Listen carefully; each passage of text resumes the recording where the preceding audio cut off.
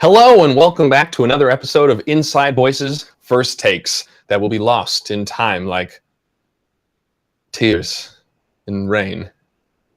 As always, I'm your host, Adam Rubin.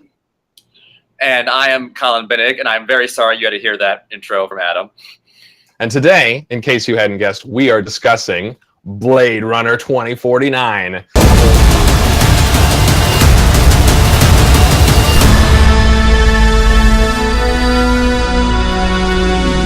Yes. Colin, first question right out of the gate. Are you a replicant? Because I feel like that would explain a lot. You finally answered one of the universe's biggest questions, Adam. You figured it out. Well, no, I'm not. Yes? No.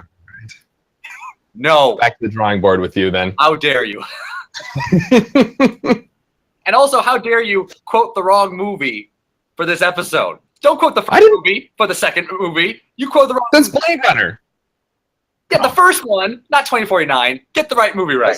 If this movie had had any line that iconic, I would have quoted this one. But of course, anybody watching this has not yet seen the movie, so I had to use a quote they would recognize, Colin. It's true. Right, okay. I forgive you. It just is. And at least in Chicago here, it is raining, so it seemed appropriate. I see. Okay. What'd you think of the movie, Colin? Well, the movie itself. First off, I have to say, visually and musically, this movie gets, for sure, an 11 out of 10. Oh, yes. It is absolutely gorgeous. The symphonic score with a little bit of Hans Zimmer Inception thrown in there, it makes it just that much more epic. And let me just say off the bat, if I saw this movie in IMAX, guys, everyone must see this movie in IMAX. I demand the public go to an IMAX theater and watch this movie. It is the only way to see it. It must be done. Now, full disclosure, I didn't see it in IMAX, but I did see it in Cinemark XD, so it was an extra large screen. It was an extra large screen. It wasn't quite IMAX, but I totally believe that it's worth seeing in IMAX. I think I'll go again. I'll have to go again and see it in IMAX. This is why replicants are better. They do it right the first time. Not that I know anything about that. Not that I know anything about that. No way. Yeah, no, I have to agree with you. I mean, visually, beautiful movie. Absolutely in keeping with how visually spectacular the first movie was for the time. It's amazing what CGI can do, isn't it? It's easy to remember that the first Blade Runner was made with zero CGI. A little CGI goes a long way. This thing was, buttery smooth throughout. Loved it. And the score was, enough of an ode to the original, but added some extra depth. I really felt like it was punchier, right? Like that's what I felt like Hans Zimmer brought to it. It was much punchier. But I have to say that the couple in front of me when the movie ended and the credits started roll, first words out of their mouth, it was really synthy. There was a lot of synth in that movie. I said, guys, did you see the first movie? Of course there's a lot of synth. You had to. I thought he actually walked the line perfectly. Yeah. It added a lot to the movie. He definitely, Hans gave it a much more modern feel, which was needed. Because it's the first movie, as great as the synthetic score was, still had like little 80s, had those 80s kind of really, really cheesy moments. This one does not have any cheesy synth moments. In the movie's defense, it was the 80s, so it wasn't cheesy yet. That stuff was all very fresh at the time. As a millennial, we can look back and say, yeah, a little over the top. This one over the top, but not in a cheesy way. I will agree.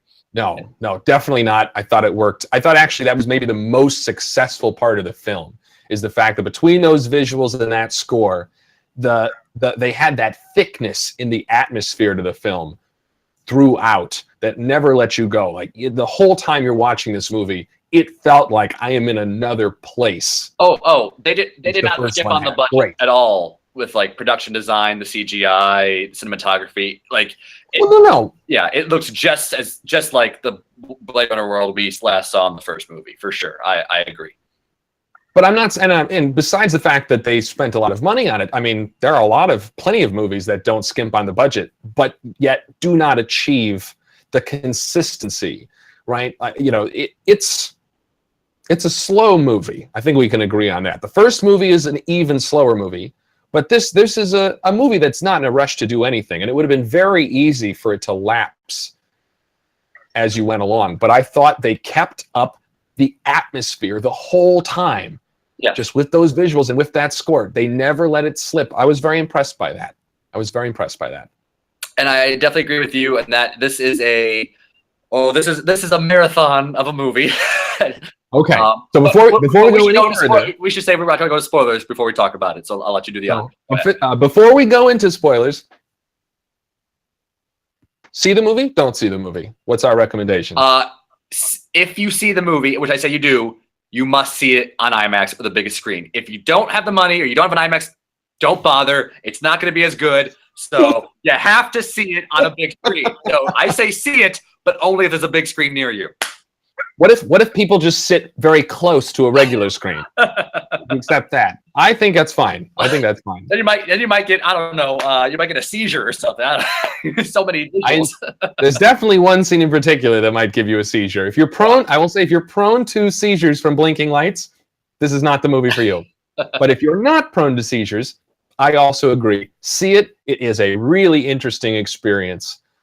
I wouldn't say it's a date movie, but this is a great movie to see with like a group of friends, and one way or the other, everyone is going to have an experience. I also agree. See it, and see it on the biggest screen you can. I'm going to be less dogmatic about it than Colin, because I'm a human being and I experience nuance. And I am flexible because I am a human being too. Oh yes, winkety wink. So guys, go see the movie. After you've seen it, come back and listen to the rest of this discussion. Okay, so let's hit it. Yeah, bit of a marathon is certainly right, and you feel every minute of it. It's interesting. You said this movie was all told, I believe it's 2 hours and 40 minutes. Mm-hmm. I certainly believe that. The first, listen, that's like I said to somebody in the theater, I'm like, this is longer than some Transformers movies. How is that even possible? Ooh, yeah. Ooh, let's not go there.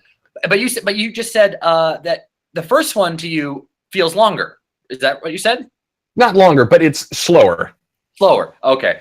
Because the first one is not even 2 hours, which is interesting. No. Right. The first one does not feel longer, but the first one, the pacing is even slower. Things are unfolding without any sort of rush in the first movie. Right. Because, and I'm sure we'll talk about that in a different video, but the first movie's plot, not much, especially, in terms of like, a cult classic that Blade Runner is supposed to be. The actual story. The Blade Runner is. Hold on, let me stop right there. That Blade Runner is. Blade Runner is the classic. It is. In terms of, but the story itself, a little lacking. Like not a lot of it. Just not much. Not much. No, that's true. That's true. So in the sequel, at least we got a little bit more. We did get a little bit more, I think, plot in terms of like an actual like more of a mystery arc, in terms of Ryan Gosling's character connected to Harrison Ford, and then this whole child and replicant reproducing. That is already a lot more than what the first movie gave, which is basically catch four robots replicants and end them. And that was really all that was. So I appreciated them. Give me a little more plot to the sequel. It was denser. I mean, going into this movie, actually, the number one thing that I was curious about is, given that the immense difference in cinematic climate between when the original came out and where we are now in 2017, would they adhere to that same easy pacing, or would they try to speed the movie up and pack more stuff in? And I would say for the first 2/3 of the movie, I was very impressed by the fact that they weren't in a rush. The filmmakers were taking their time. There was more going on, but they didn't. They really let moments play out. They let looks linger. They let scenes take their time almost in real time, many of them. And I was very impressed by that. I thought that added a lot to the effect that they were going for in the movie. For about 2/3 of the movie, by the time I got to the final act of the movie, all the extra time, they still were going slowly, but I found myself with all that extra time getting time to think about how little sense this movie made. There were a lot of things in this movie that do not make any sense at all. Well, that is something I don't know. I don't know if I can say there's something that didn't make any sense, but I do think there was so much unexplained in terms of the actual main mystery and how it actually was, like how they actually pulled it off and stuff. Like, okay, so the idea of a replicant having a child. Yeah. Okay, I can buy that if at some point in the movie they actually revealed how it could be done, like, because, and this goes back into the whole mystery with Harrison Ford's character, if he's human or not, which the movie, this movie as well, kind of played, you know, didn't answer either, but it kind of like brought up, like, there was a moment like where Jared Leto's character basically says like, well, when you met Rachel, was her programming to you know, have you fall for her? And was it maybe not in your emotions that you fell for her? You fell right back. Yeah. But that's all we get. And we never get a distinct answer, stuff like that. Right. But because of that, they walk the line on we don't know if it was possible for, therefore, 2 replicants to reproduce, or does one of them need to be human? Which is, that's a... I don't think that's relevant.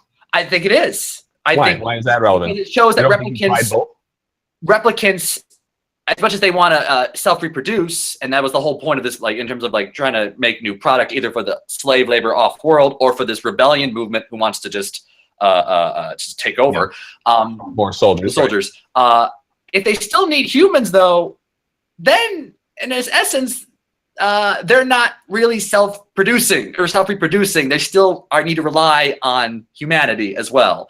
So that is a difference in terms of how special this child is. Is she part of the answer to the puzzle, or is she the entire answer? And the movie never gives you an answer to that question. But either way, like, the child is not the end goal in either case. The child is just, I need, you know, Jared Leto says, I need to see this kid so I can figure out how a replicant had a kid. Either way, it's just a stepping stone, the kid.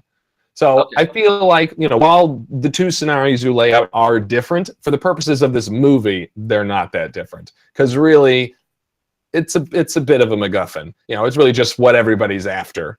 But the whole thing's unexplained. I mean, they seem human in so many ways. They've got bodily fluids, etc. This one replicant had a kid, but Jared Leto can't get replicants to have kids anymore. I mean, they don't go into what possibly could have happened anyway. Like, how could older models of replicants be able to do this and newer models can't? I mean, and I think they wisely don't discuss it at all, because any discussion of it would only make it worse. Because, you know, that's kind of a weird, goofy thing. But you have to just accept that, like, that's just what everybody's after, and, you know, I can live with that. That's not a big problem for me.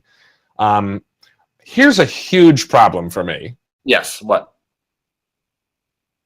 So Harrison Ford's actual daughter is the one who makes up all the memories and creates artificially all the memories for the replicants. Gosling goes to her with this memory of the wooden horse. Yes. And she's like, yeah, somebody definitely lived that. Yes. Number one, doesn't say, that's my memory. Which, whatever. But bigger problem. Why would she put that memory in him? What possible reason does she have for putting her real memories into this replicant? You're assuming she's the one who did it on him.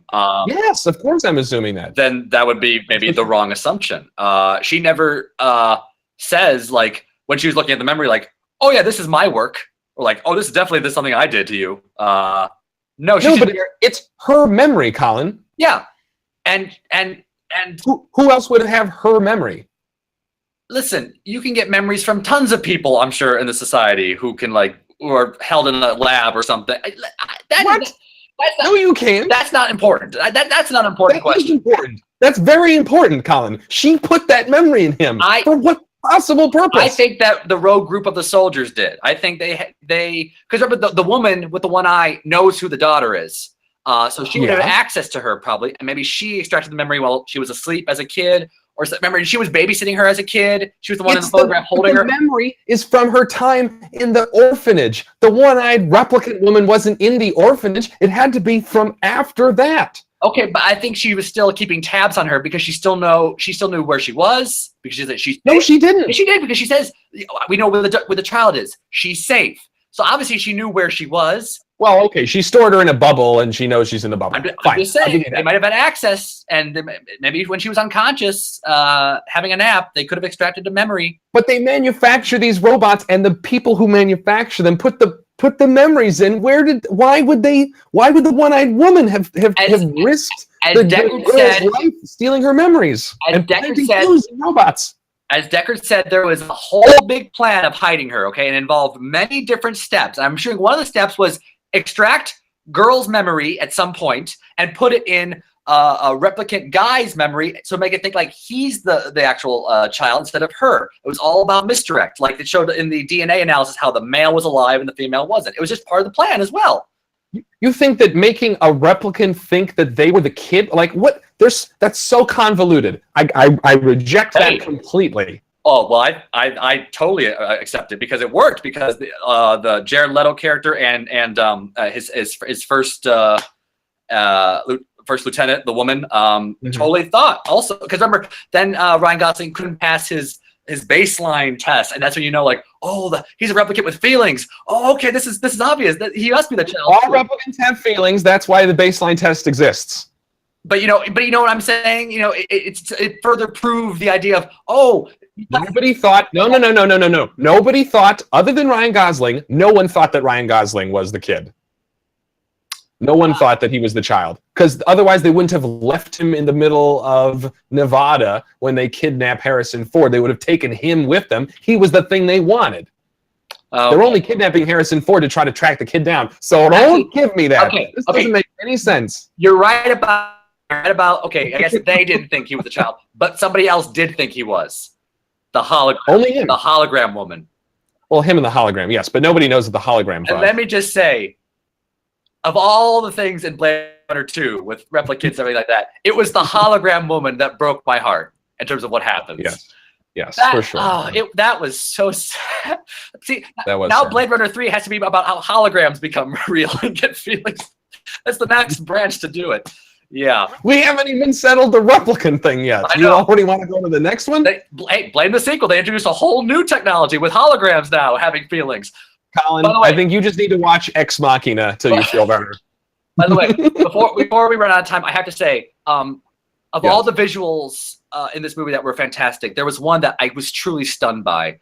The actual reemergence of Rachel in the scene where she walks in. Listen, I have seen like digital reproductions before many times, like Rogue One. It did not look good.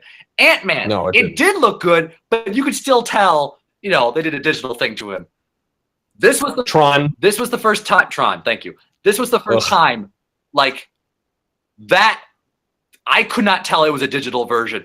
It looked so perfect. I was like, the only difference was that there was a different voice. I think it was a different actress, and they must have put a younger face on her. But it was the most seamless thing, and I was just like, "Wow!"